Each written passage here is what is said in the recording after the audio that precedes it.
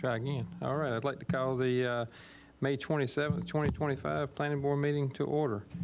And before we get going, we would like to make a slight change to the agenda. Item A3, we're going to move down to C, between C3 and C4. So we'll take care of that towards the end of the meeting. So first item will be the Pledge of Allegiance. If y'all stand with me.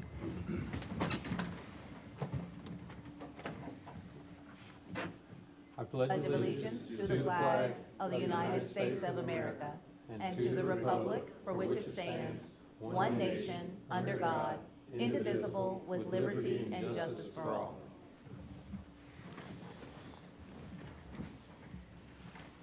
All right. If you'd all please bow with me and I'll give the invocation. Dear Lord, we'd like to thank you on behalf of the Planning Board meeting tonight, and we'd like to thank you for the opportunity to come and meet here. And we'd like to ask for your blessing over this meeting and ask for you to give us your guidance and direction over the decisions we make tonight. For us, in your name we pray. Amen. Amen. All right. On to item A4 now. Approval of the February 24th, 2025 Planning Board meeting minutes. Hopefully everybody's had a chance to review those. If there are any corrections, no changes, the floor will be open for a motion of approval. I'll make a motion to approve the board meeting minutes from February 24th. I'll second. All right, we have a motion and a second. All in favor say aye. Aye. Aye. Any opposed? All right, minutes have been approved. All right. Item B, the regular agenda. Item 1 is TA 25-04. That you, Michael? Yes, sir. All right, the floor is yours. All right. Thank you very much. I'm Mike Elabarga, the Assistant Planning Director. I'll be doing the staff presentation portion of this. This is Text Amendment 2504, which is an applicant submitted or initiated text amendment to the Land Development Ordinance, Section 5.1.4, capital V, 4, lowercase e. It is the vehicle minor service use in Section 7 of the Land Development Ordinance. Specifically, this text amendment is in regards to the numbers of service bays. Very quickly, a text amendment can be brought forth by either staff from the initiation of the Board of Commissioners or an applicant who wishes to propose a change to the Land Development Ordinance. And in this case, we have one that was applied for by an applicant's representative. He is here tonight. He'll be giving a presentation shortly after I do mine. So I will go over the proposed amendment, and this is directly from the agenda item and the staff memo that's posted online. So if anyone at home is watching or listening, they could also bring this up or watch what's being broadcast here, and same with in your packet there. So the use in the LDO Section 5 is called vehicle minor service. There is also a vehicle major service, and the differences are all the details and the allowances and permitted operations and so forth as dictated in those subsections of the LDO, which describe those. Very simply, though, minor has lesser intense uses, operations, etc., than the major one. The minor one usually covers your typical tires, oil change, minor repair that does not include things like collision repair or paint booths and so forth like that. It is also permitted in zoning districts that the major is not. And the major use requires a special use permit in certain zoning districts for extra consideration of the impacts that it could have. But this is the minor is permitted in the general commercial, I think the BT, highway commercial, and one other zoning district. So in blue here is the proposed change. And so the rest of the language is as it reads today, which reads in, again, lowercase e, no more than 3 service bays, and then the applicant wishes to add the words facing the public right-of-way shall be permitted, and then adding a comma and, unlimited service bays facing the side or rear yard are permitted. So again, as the language reads right now, it is no more than 3 service bays shall be permitted, period. Nothing about the orientation of them towards a public right-of-way or another property, either by zoning or by use. It's just a straight-out 3-bay maximum. So the applicant is proposing to add the caveat for the 3 service bays can, a maximum of 3 can face a public right-of-way, but then it allows additional service bays that do not face the public right-of-way. Staff analysis found that the 2017 comprehensive plan generally supported these types of changes to it because it did maintain the visual impact from a public right-of-way with the 3 bay doors potentially being visible.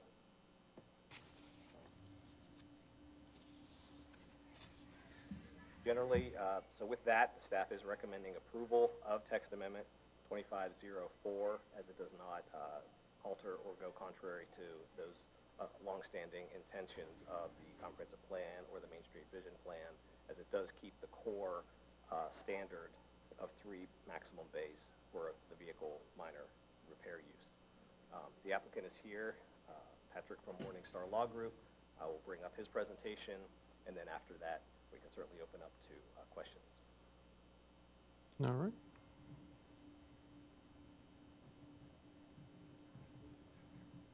Yep.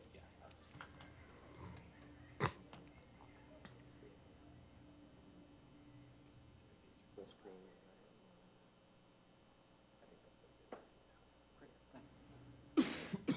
Good evening, Chairman Moss, Vice Chair Lawrence, members of the Planning Board. My name is Patrick Biker. I'm with Morningstar Law Group. I have a very brief presentation tonight because I realize I'm the only person standing between you and those cupcakes.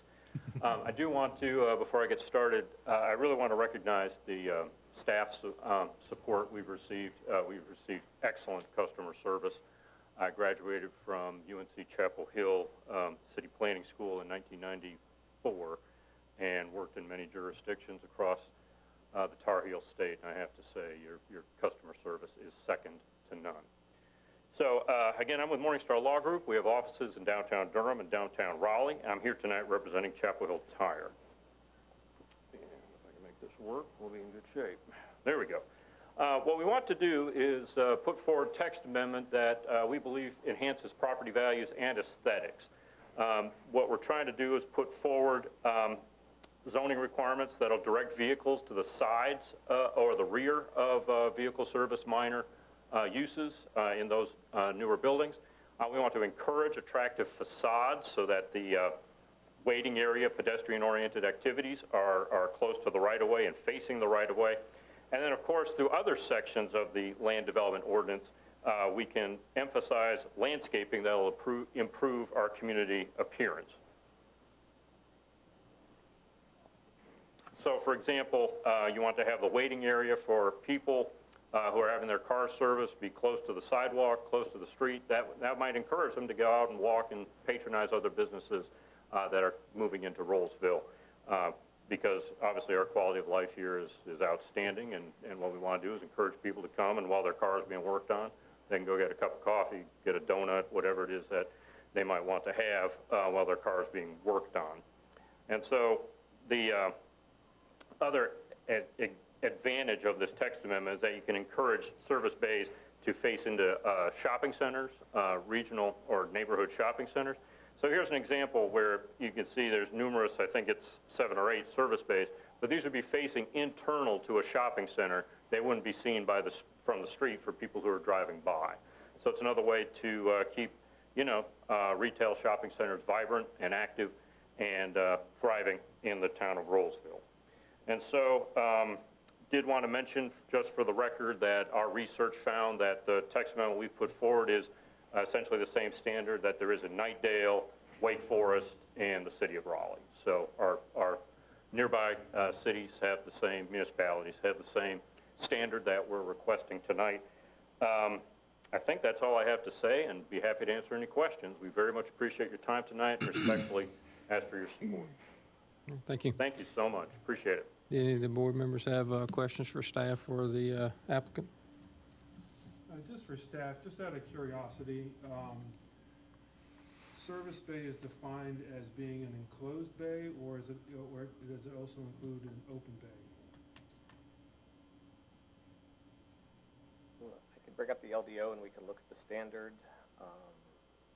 It's not that important, I'm just curious because I'm just trying to think outside of this obvious intended use, what other kinds of things might be impacted, like car wash with open self-bays like we have right now? Just trying to understand what other kind of things fall into this sort of change. So, easy answer is this is exclusively for vehicle minor service use. So a car wash is an independent use in the code, regulated under its own.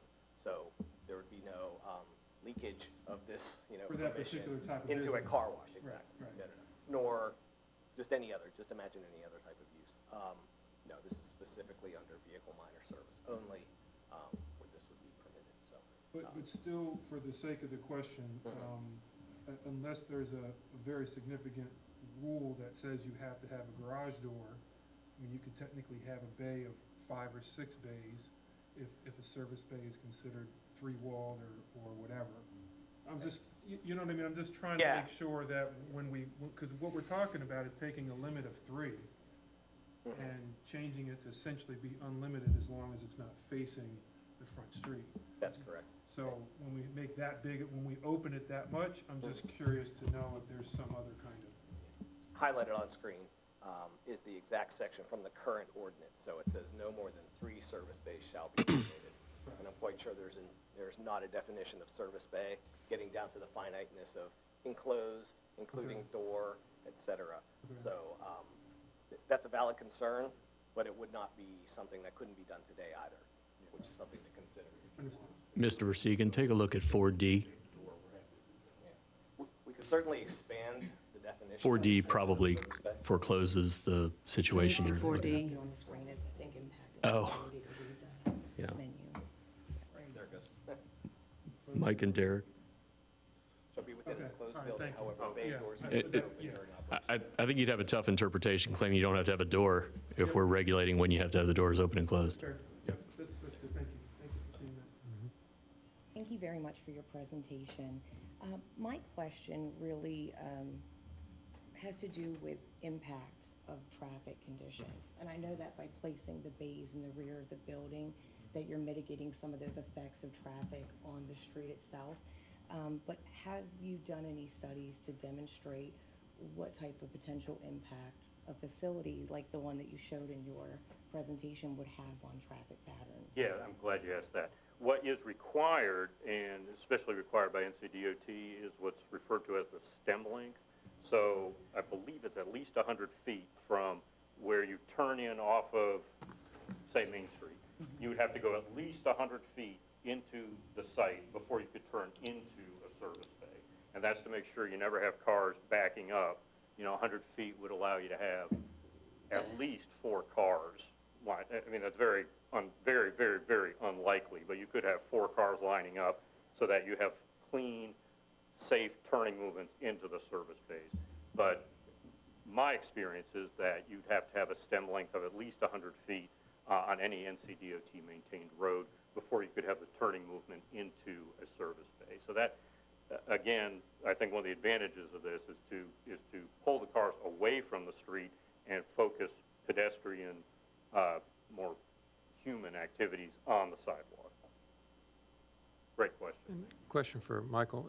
Any site plan that's brought in, would it be subject to a TIA also? Very potentially. I was going to piggyback on Patrick's 2 answers. One, most likely a TIA, a traffic impact analysis, would have to be vetted for a business of this sort, depending on location also. But secondly, the site development plan that would process through the town's technical review committee includes DOT or the town if it's off of Town Street, and we're looking exactly for that internal stem protection. So all of that would be vetted at the actual site development of a property for the use, as opposed to it doesn't need to be baked into the definition of the use. It's kind of an inherent site development thing. And a use like this, I think would trigger the town's TIA for 500 daily trips or 50 in a peak hour. So I would expect this to do a TIA. But again, it is project by project. Do we know how many bays would trigger that sort of study? Like how many bays would trigger that traffic study of 500? I do not know. That would be a transportation engineer to look at the international transportation engineers' calculations for the square footage or the size of an individual vehicle minor service use and to determine whether, the trips were there. I would obviously think the bigger the use, the more likely. Yeah, and keep in mind, my understanding is NCDOT can require a TIA of any development that's on an NCDOT road, regardless of what the municipality's standard is. So if NCDOT is looking at, say, oh, that's a busy street, they can require a TIA, and they definitely should, because obviously the safety of the I'm just of the wondering if public that is the might be most why we important. had that limit of 3 on there to begin with, is so that we knew that there wasn't gonna be an impact study required, or that would limit the impact of an organization, because you could only have 3. So that's what I thought might Just be an why we had a overseeing. restriction when other townships did not. Current staff do not know exactly where or from why, Right. why or from where that, but we do understand that it goes all the way back to the adoption of the Unified Development Ordinance in 2004. It's been a constant in this town. But as Patrick's application and so forth has supported, other communities have come to change that standard, and it's more about the visual impact, the streetscape impact per se. But if you want to put 12 bays and operate a business like that, you're going to generate more traffic, and you have to go through those other rigors of, say, a traffic study. But that does not mean that the zoning use needs to keep you in a smaller box to keep 3 bays. Again, that's a decision for this town to make. Do we want to keep with the 3-bay, the smaller businesses, or do we want to open up the options for people to, go bigger? But as his picture showed, you kind of do it invisibly, right? You just make that building deeper or longer with those bays facing the sides or the rear of the building and not impacting the visual streetscape of our Yeah. It actually, the standard actually, I'm a car guy, and actually come by it honestly, because my grandfather was an auto mechanic, and so he had his own garage from the 1950s through the 1970s, and the standard, this actually reminds me of the garage he had that I remember being in as a little boy. It was just 2 or 3 Yeah. stalls facing the street. Yep. And it's just, the market has changed. Yep. It's just a significantly different market than it was when my grandfather was fixing cars. And now it's you want to have a nice waiting area for your customers. You want to have, to be blunt, you want to have separate restroom facilities for your customers from the guys or ladies who work there. And you want to have the service area in the back and the customer area in the front. I don't know if anybody else would be interested in entertaining this idea, but I almost feel like, well, for starters, I don't have a problem with this at all. I think it's a good change, but I am curious as to whether or not any other board members would be open to a restriction for not having any bays facing the street in the Main Street corridor only. So having another kind of bullet point here saying that in the Main Street corridor, you cannot have any bays facing the street. Everything has to be going back. Just again, for the sake of trying to create, a Main Street small town feel, because I know a lot of people don't like Expert Auto the way, they are facing the street. It's an older building. And then they're Meineke now, but I forgot what they were called before, that family-owned business. Team that sold Extreme. out. Yeah. I mean, I don't have a preference either way, but it's just something that I thought of, is that maybe for the Main Street corridor, we would only want something looking 100% like a commercial professional office or building or space, and not have any bays facing the road, just in the Main Street corridor, where everywhere else could follow this to suit. I mean, I think my only concerns is we're going a little beyond, the current ordinance could have street-facing bays. Correct. Up to 3, and we're just limited to 3. Right. So I don't think the intent's to really change the ordinance that much, and I think if it's done properly, it could look good, and there are probably some properties that would only support forward-facing bays. Right. If that comes up. I mean, Right. we've already got 2 shops, and it sounds like a third one may be coming, so I'm not sure how many more we're gonna get after that. That's, yeah. Is there a parcel that is in mind to be utilized for this facility, for this potential facility on Main Street? Before the applicant responds, I would just ask the board to please please maintain the mindset that this is changing the LDO for the entire Everybody. town, Yeah. Yeah, and this it's will not be- parcel Yeah. specific, property specific. If the applicant wishes to answer that question, they can, of course. But I just want to make sure that everybody understands if the use is permitted in the zoning district and the property is zoned that, these are the by right standards that they would follow. And so this could be, pick a room. It could be anywhere around our town. And just to piggyback on what you're saying, because you brought up a salient point in terms of like the size of Rolesville, some of the municipalities that you used as a comparison model to make your point that this is allowable in neighboring townships, the size of these towns, like just the geographic size is very different. So that's where I'm going with this. Oh, I was only speaking to your neighboring towns, ma'am. To my knowledge, there's no limitation in even the town of Carborough. So worked on there's a Chapel Tire in that town, has far more than 3 bays in it. So if you want to compare yourself to the Paris of the Piedmont. That's, the point's well taken, but I think it's important to look at the corner of the triangle that we're located in right now and recognize that for example, y'all did a great job. The Publix that just opened is a tremendous accomplishment for Rolesville. But if you had a limitation in your ordinance that said, well, anchor stores can't be more than 30,000 feet, then you wouldn't have landed the Publix that just opened. So I think your point's very well taken. And to pick up on your point, sir, we would be agreeable to having no bays facing the street.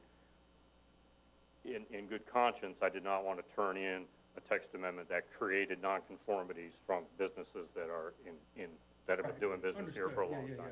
Yeah. That was the only intent Yeah, with no, the way it's being written the way it is. That's what I was thinking. Can you just go ahead and pull up the text amendment? Because I think, and I appreciate what you're going for, but I think that's going to be a whole nother LDO revision, not a text amendment revision, correct? So if we just look at what we're here for with the text amendment, to change. Yeah, just before, again, the blue and underlined is what the applicant there you is go. suggesting to Right. basically add to, 'cause these are additions, there really isn't any deletion here. Right. It's adding to that language that you see there. I think this board understands they can always put a recommendation with their recommendation, like add some language, look at this item, maybe ask the board to direct staff to look at this topic associated with, things like that. You're welcome to add those on to your recommendation. And so, if you want to do that, the board could say, let's reinvent this use for real, as opposed to just the minor step that the applicant is proposing. But I understand Patrick's, I'm only asking for as much as I think is necessary. And like I say, my only concern is limiting, because I know there's lots of other services that I've seen that have one bay door, like these quick oil changes. You drive in, they have a door in, door out the back, and Right. they're out of the question on these. And they usually take up a very small footprint when they're taken care of. But that would be my only objections to it, is limiting things that aren't even being asked for yet. Right. All right. Anyone else have any questions for staff or the applicant? Any other discussion? Floor is open for a motion. I'll motion to approve it as stated. What was it, TA 2504? I wouldn't mind throwing in the recommendation that the town board consider just those thoughts that I mentioned. I'm not either way, just for the sake of giving them something to think about. But as far as this goes, I'm completely content with 2504. As stated. And to clarify, the suggestion or the idea would be to eliminate street public right-of-way facing bay doors completely. Correct. Getting away, okay. Now, does that, Would that then go with unlimited service bays otherwise? Correct. Okay, so just none facing the street, but they can have 100? Yep. Okay. so your official recommendation is to approve it with the no service bays facing the street? Or- No, with or the consideration suggestion of that the that. board consider. Right. And if My I- recommendation is as noted, with just a consideration for the board to think about. Okay, So there's nothing binding to that stipulation that I'm suggesting. all right. think the width, like the amount of latitude that we're giving to potential facilities, we went from 3 to unlimited. I think that's the part that I need a little bit more information about. We've kind of Right. taken a motion right now. We can still discuss Yeah. it, right? Mhm. What Well, was, we you're would- just we would worried need about? to- If you could get a second, then you can have some deliberation about the motion that's on the table. Might be a good way to handle I'll that. take a second. All right.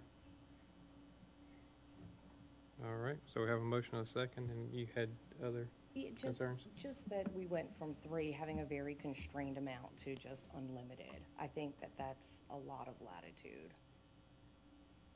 And I know for this specific type of business, like what is the, what's the norm? How many bays are we talking? Because if you go from a limit of 3 to to all of a sudden having a facility that has 100 bays, and I know that's Oh, grossly like overstated point. Yeah. I can only give you my experience, ma'am. I would say most stores are like 7 or 8.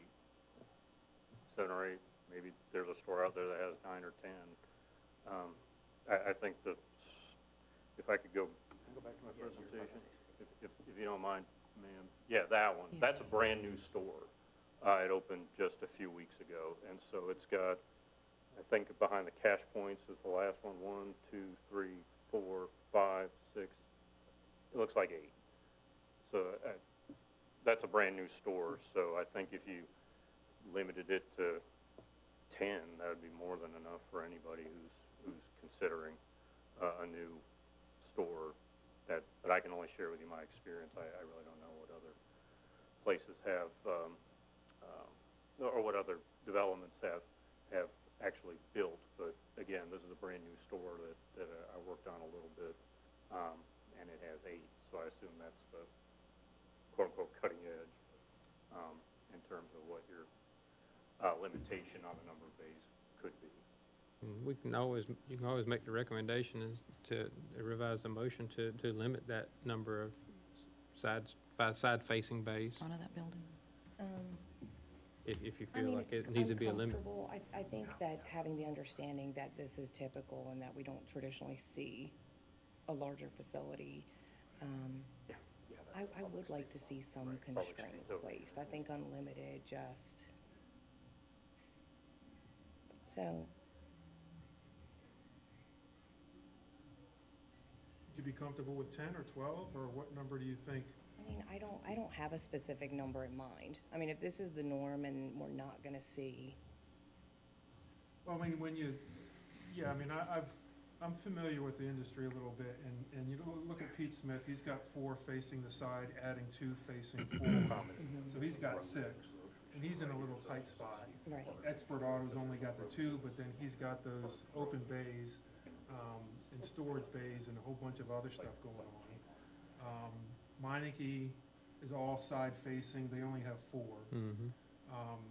I mean, when you just look at that, I mean, pulling off 8 is a lot of real estate, you know what I mean? So, and we don't have that much open space, particularly in the downtown area, which is where my larger concern is like not having Right. so much of that kind of, space used, facing, so, I mean, I think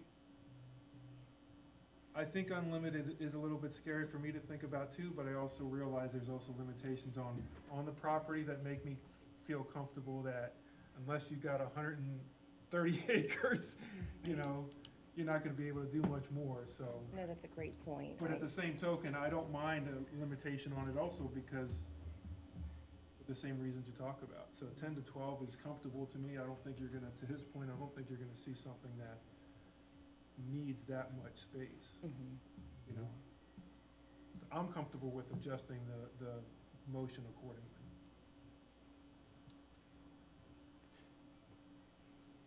Mr. Neal, do we need to, how do we need to handle a revision to the motion at this point in time? Is if you can have an amendment to the original motion, and then you'll vote on them going back. So you'll start with any amendment that carries, if there's something being proposed, and then you'll take them in order. You'll consider the amendment, that'll pass or it'll fail, and you'll go back to the prime motion, which was the original. So we need a motion for an amendment, is that, or just an amendment? I'm not sure where the board is, so. We've taken a motion and a second. So is there a motion, is there a substitute motion being proposed to cap the total number of bays? I think we're I very would like close. to propose a substitute motion to enact a cap versus the word unlimited. I would like to propose a A cap. maximum of, 10, we go with 10 bays. I'm good, I'm comfortable with 10. All right. So we have a motion for an amendment or revision. And I, or a friendly amendment, you can treat it however you like in a group this small, it's fine. okay. So, But- Second, all right. the motion to amend it to a limit of 10 bays. all right, we have a motion and a second on the amendment. All those in favor of the amendment to the motion, say aye. Aye. Aye. Any opposed? No. All right. So now we would go to the, Now you have a motion on the table for for the the, whole thing. all right, so now we have a motion for the text amendment that was motioned and seconded. All in favor of that motion, the original motion with the amendment, say aye. Aye. Aye. Any opposed? All right, motion carries. Thank you With- very much. with the amendment. Appreciate your time. Thank you. Thank you. Thank you. All right, on to, next item is communications, will be the planning director's report, planning department report. Sure. Well, this evening, we were slating or hoping to have one rezoning application and 3 text amendments before you. And it all dust settled, and we had just one text amendment.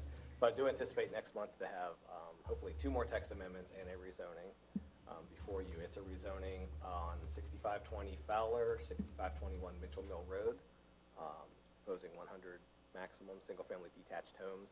It is immediately east of Rollsville Crossing subdivision, which has been in the works for many, many years. A little bit southeast of a project called Broadmoor, which kind of sits right on top of Rollsville Road, Rollsville Crossing, I apologize. This is all on the east or the high school side of Rollsville Road down there. So we hope to have that rezoning coming forth next month for your consideration and recommendation.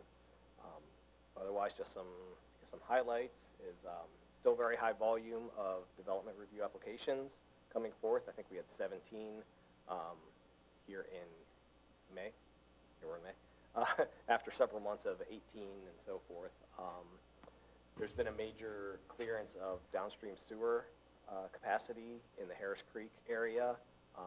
We anticipate the Point South, which is just south of the bypass, and west side of the Young Street, and across from the high school, they're going to have 4 plats, I think, ready for approval and recordation. It's 280 lots there that have been kind of on a stall because of the downstream sewer. And that whole area down there has kind of been waiting for this improvement to come and have Raleigh adopt or approve it and so forth. So the proverbial floodgates of residential development, I think, on the south side of the bypass are about to open up. So for our staff, that's a big change. We're going to get through the platting of those, the recordation of those plats, and then move right into the building permits. And we expect it to be pretty robust.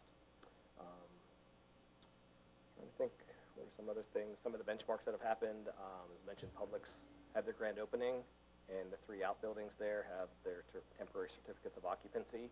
So that means all the tenants will start to get their permits and start to beehive activity there, and we'll see signs going up for all the businesses. I think a lot of them are already disclosed on the Crosland Southeast website, but it'll be really cool to see the signs actually come up on the buildings, and us to finally see some of these businesses and tenants that had not yet ever before come to Rollsville. So that's a pretty exciting thing. Do they have any proposed dates for when those are going to come online? No. As we start to get the permits and we start to really see how fast that they're getting their inspections and so forth, we'll start to see those. I would anticipate something maybe July, 45 days, yeah, okay. So July-ish, I'm hoping that we could see the first grand opening of this shop or this store or this restaurant, et cetera. So I think that's some of the highlights there for the planning department. All right, thank you. Next item is town attorney's report. Thank you all for having me this evening. I greatly appreciate you being so expeditious with the agenda. This has been wonderful. Thank you. Only when you're here. Is that true? No, Oh, okay, all right. we'll get you back again, though. I'm actually thinking of another question to ask you right now. Oh, this is the time. Go. I actually do have a question. Because one of the things that this text amendment made me think of is a corner lot. And how does the town address which street is considered the main street? Is it strictly because of the way the deed is recorded that makes it which street the main entrance for that building would come off of? Because theoretically, if you have a corner street, somebody could put 12 or 10 facing Main Street if the address is Wall Creek Drive or something like that. So how would the town navigate that? I'll need to defer to the man sitting to my left, but I will tell you that different towns in Wake County treat it differently, but they've all adopted a rule. Some go by the street address, others allow the applicant to pick, and then they have to live with the selection that they've made. So that has to be then consistent for the whole site. You've now picked your front yard, you've picked your side yard, so everything starts to play in. We do have certain corner lot standards that increase your setback on both frontages. So there's some engineering and land planning strategy that goes into any of those decisions. But some places like Garner don't let you choose. Whatever the postman says is your front is your front. Okay. Two answers. Specific to the use we just vetted in the text amendment, the standard is facing the public right-of-way, Yeah. which would be Both of any. them. Either. Yeah, Exactly. that's what I So, thought. Okay. so the scenario of would a corner lot be able to shed those bay doors to a lesser street? No, that's a public right-of-way. If it was an internal driveway in a shopping center, though, however, it would be permitted, and those could still be Right. laterally visible, and that is one of the perhaps, cautious things with this use. If this use ends up being at the forefront of a shopping area and with wider open air areas, you would see those bay doors from a lateral perspective. But the standard is standing on the street looking face on. Right now, 3 bay doors. If your amendment should work, it'd be none. That's a fair point. We have other provisions that provide frontage or front yard as the restriction, whereas this is more broad. I suppose a public right-of-way would have been a better article there, but it is not what you see in terms of some of the zoning regulations, where it's the frontage, the side yard, and then the rear yard. And then kind of the second question, or answer to the question is, generally GIS 911 addressing dictates things like front yard from a side yard. Right. Typically, that also mimics things like front doors and things of that nature. So by and large, and that's mostly in the residential realm. Non-residential can be a little squirrely because sometimes they want an address on a different street for some reason. Maybe it's a more gauche address or street to be named after, or things like that, even though they don't put their door there. Then it's a call of, like emergency services to make the call as to, if we get the call at 901, are we going to get to the right place for emergency services? Appreciate that. But I Thank think we're covered on this particular. Yeah, I like that. Thank you. It comes up a lot. Yeah. It's surprising. Mike knows it comes up a bunch, and seeing how the flow chart of decisions works out for a particular site or a particular applicant or what their particular needs are, it's interesting how they choose to orient things or make other choices that they never expected to make based upon how the LDO is written, or UDO, depending on jurisdiction. Yep. Thank you. Appreciate that. All right. Is there any other business? I have no questions. Any other board members have a question? All right. On to the relocated, item A3 now, is the recognition of service presentation. Is that, who's handling that? All right, thank you. Front and center.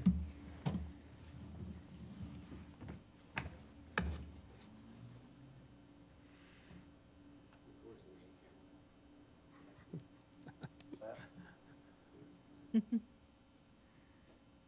is a simple plaque in honor of your service to the town, 13 years as a member of the planning board, and they followed their long retirement from the planning board at least.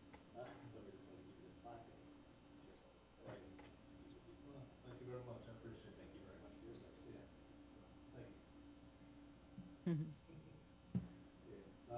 13 years, that's, not as long as, Mr. Pierce, he's, 50 years already, but I appreciate everything you've done, helped me along the way through this, and Mike Moss has been great to work with, and several have come through here since I've been here, but, anyway, wish the best to everybody. And I think next month may be my last planning board meeting, but I'll be stepping down in June, so anyway, Yeah. thank you for this, and I appreciate everything you've done to it. And thank you to you and the board and everybody, so thanks, appreciate that. Well,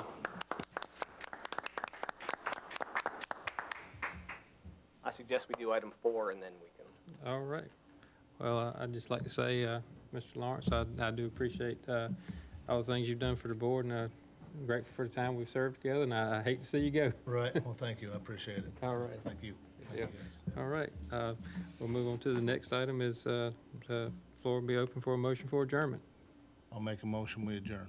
All right, we have a first. Is there a motion? Is there a second? And a second. Motion and a second. All in favor, say aye. Aye. Any opposed? All right, hearing none, motion is carried.